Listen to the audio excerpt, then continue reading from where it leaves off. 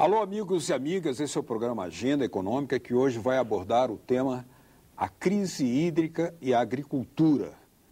É difícil para a sociedade compreender por que o Brasil, um país privilegiado em recursos hídricos, tem enfrentado falta de água em várias regiões. Mas também é difícil entender que produzir alimento requer água.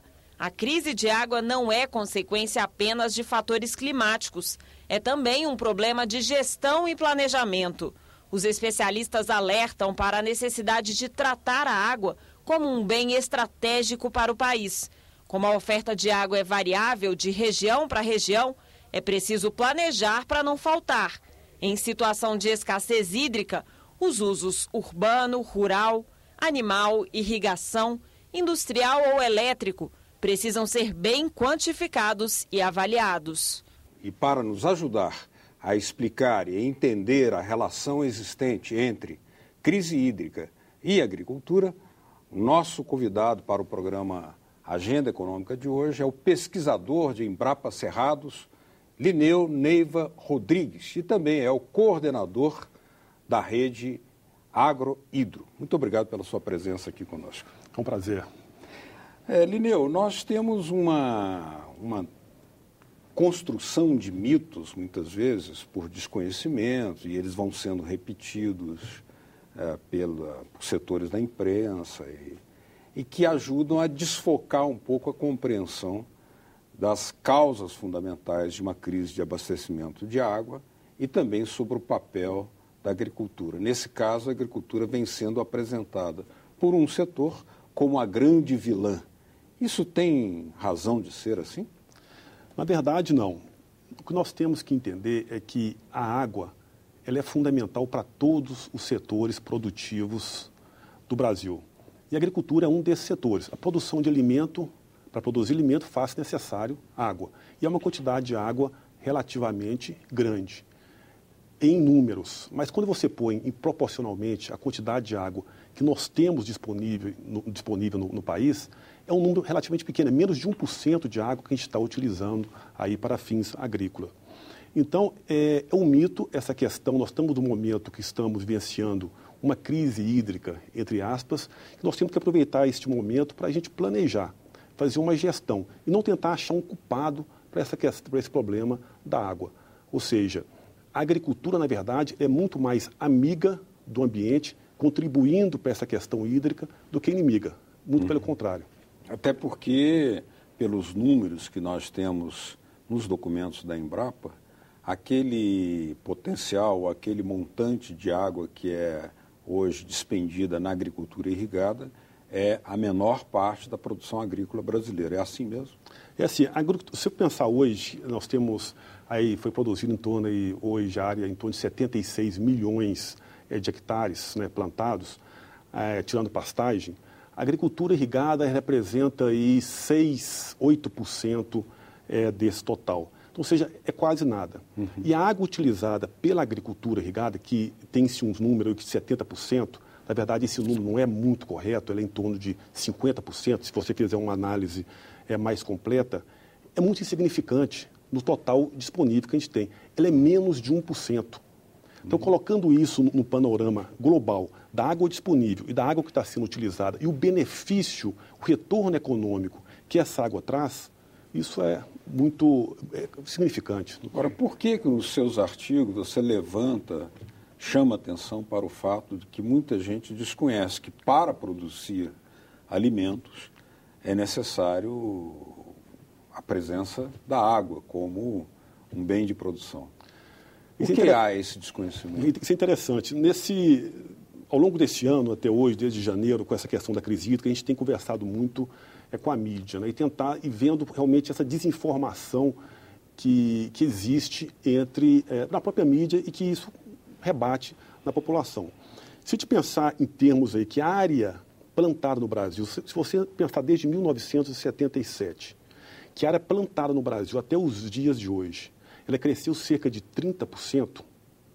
Se você pensar que a população brasileira, nesse mesmo período, cresceu em torno de 170%, e que a cesta básica que a gente põe disponibiliza hoje para o consumidor, ela caiu cerca de 70%, como é que isso é possível? Se nós temos uma área que cresceu muito pouco, uma população que cresceu muito e uma cesta básica que decresceu. Isso só conseguimos isso com tecnologia, aumento de produção. Nesse mesmo período, a produção aumentou em mais de 200%. E o consumo, esse termo consumo também eu não gosto muito, a gente pode conversar um pouco sobre ele não cresceu proporcionalmente. Se você observar os números da agricultura irrigada, porque nós teremos que dividir também, quando você fala em agricultura, em dois tipos de agricultura. Agricultura de sequeiro e agricultura irrigada. Essa agricultura de sequeiro, obviamente, só consome aquela água que é dada pela própria natureza, pelas chuvas. Né? Então, ela não impacta o sistema. Ela trabalha hidrologicamente, ela tem o mesmo comportamento que você tivesse uma árvore ali. Então, a agricultura, a maior parte da nossa agricultura, mais de 90%, é esse tipo de agricultura. É desse tipo. O outro pedaço vem da agricultura irrigada. Essa agricultura irrigada, então, ela é responsável, hoje, se você pensar, por em torno aí de 6, 7, 8% aí da área plantada no nosso país. E o uso da água dela, aí, se você analisar, que é água outorgada, que é uma água legal, ou seja, aquela água que foi outorgada significa que o setor público, né, deu o direito do usuário utilizar aquela água por um período. Então, a água que vai para a irrigação é essa água, ela está outorgada.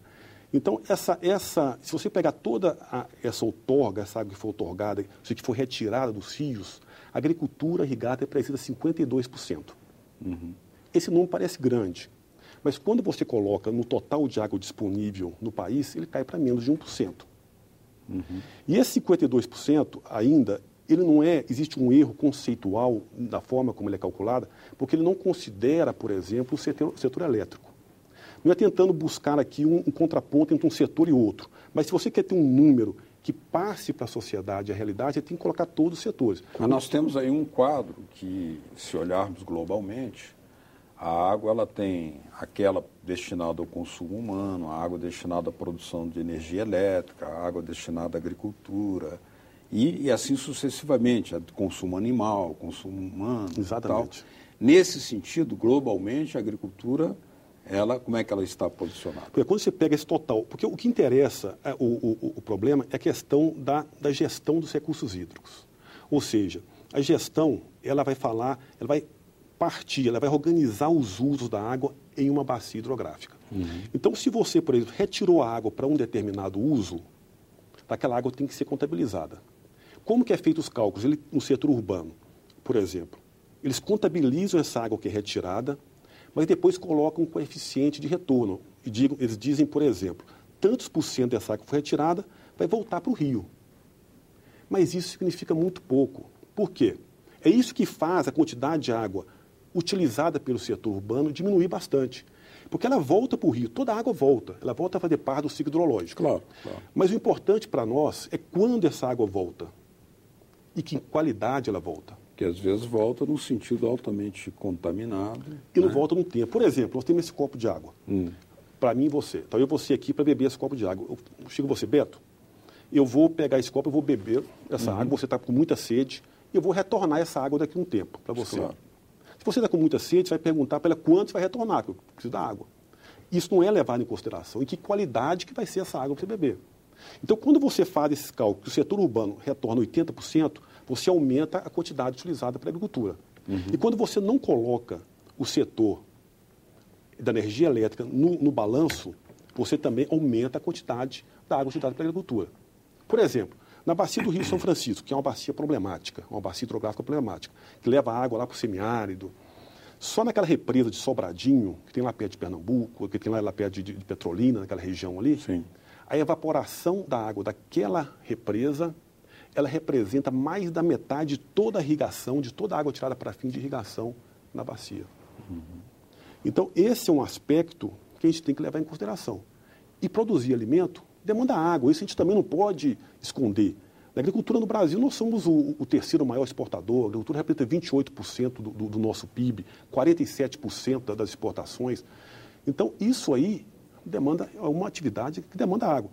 O que a sociedade, eu acho, que deveria debater, que a gente deveria aproveitar para debater, é observar os erros que nós tivemos, pensar que no futuro isso pode acontecer de novo, priorizar áreas áreas de crescimento agrícola, para onde vai, cada bacia hidrográfica, o seu uso prioritário, aproveitar para integrar as políticas de recursos hídricos com as demais políticas. Eu acho que é o momento da gente construir alguma coisa pensando no futuro. Ocorre que há também aqueles desequilíbrios que são, digamos, herdados do próprio desenvolvimento econômico e desigual como se deu no Brasil.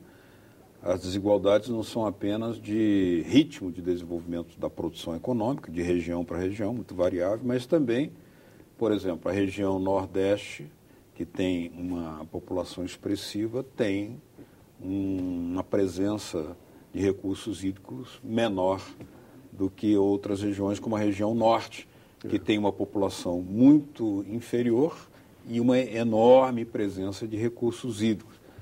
Isso significa que é possível pensar na interligação de bacias para poder promover o equilíbrio da oferta da água? Com certeza. Se você pensar, se nós pegarmos hoje, por exemplo, a quantidade de água que tem na Terra, né? Essa é uma pergunta que me fizeram. Por que se tem esse tanto de água, por que temos conflito, por que existe falta d'água? Se você pegar hoje a quantidade de água que tem na Terra, se você pudesse colocar num balde, colocar num campo de futebol, ia formar uma coluna de água que daria para você ir e voltar ao sol 926 vezes. Sim. De tanto de água que tem. Mas só uma parte pequena dessa água, ela é disponível, prontamente disponível. Mais de 90% estão nos oceanos, que se precisa a gente pode usar. Pode usar, aquela água é uma reserva. Mas hoje nos rios é muito pequena, é de 40 a 50 mil quilômetros por ano de água que nós temos nos rios mundiais.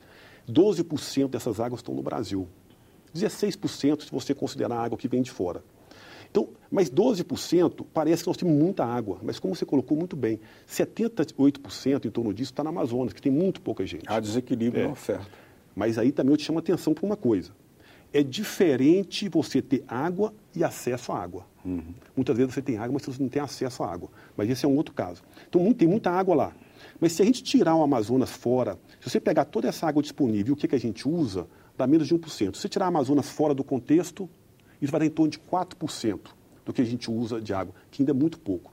Voltando ao que você disse. Agora, pegando a região do Nordeste, onde nós temos pouca água e muita gente. Mesmo assim, uma situação melhor do que muitos países aí que estão na mesma linha nossa, como regiões da China, mesmo na África.